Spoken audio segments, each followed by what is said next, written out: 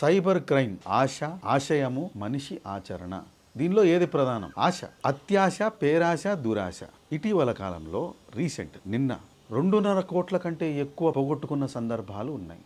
ఎలా జరిగింది? ఇది చదువు రాని వాళ్ళు, తెలియని వాళ్ళు, మన దగ్గర సబ్జెక్ట్ లేదు, మనకు అసలు సైబర్ క్రైమ్ లేదు, లేదా బ్యాంక్ అకౌంట్లో ఏటీఎం ట్రాన్సాక్షన్స్ చేయలేని వాళ్ళకి జరిగింది కాదు. హైలీ ఎడ్యుకేటెడ్, ఎక్స్టెన్సివ్ ప్రొఫైల్లో ఉండి మనకు ఒక ఆశ ఉంటుంది, మన డబ్బు డబల్ అవ్వాలి, డబల్ అయింది ట్రిపుల్ అవ్వాలి అని.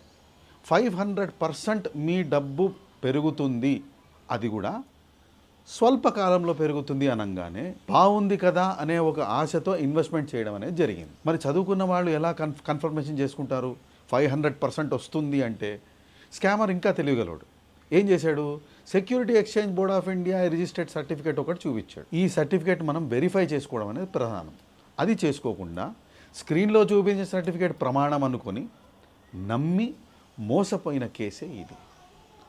స్కామర్స్ ఎంత తెలివిగల వాళ్ళు అనేది మన యొక్క ఆచరణ, మన యొక్క బిహేవియర్ బట్టి వాళ్ళు వాళ్ళ ప్రణాళిక వేసుకుంటూ పోతారు.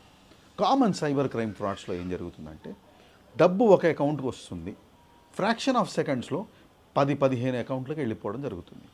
ఈ అకౌంట్స్ని మనం మ్యూల్ అకౌంట్స్ అంటాము.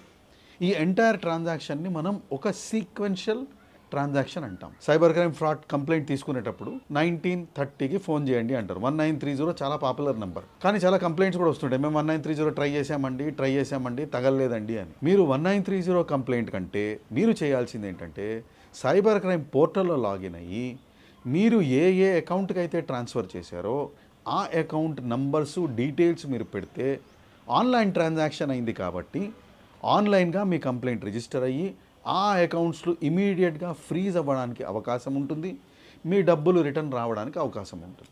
ఆలస్యం చేసినందువలన అకౌంట్స్ ట్రేస్ అయినా కూడా మీ డబ్బు రికవరీ అనేది పాసిబుల్ అవ్వకపోవచ్చు. ఇప్పుడు మనం మాట్లాడుకున్న కేసులో 19 డిఫరెంట్ లొకేషన్స్కి ట్రాన్స్ఫర్ అయిన అమౌంట్స్ అక్కడి నుంచి విత్డ్రా అవ్వడంతో ఎలా రికవర్ చేస్తాము అనే సందిగ్ధంలో ఇప్పటికీ యంత్రాంగం ఉంది.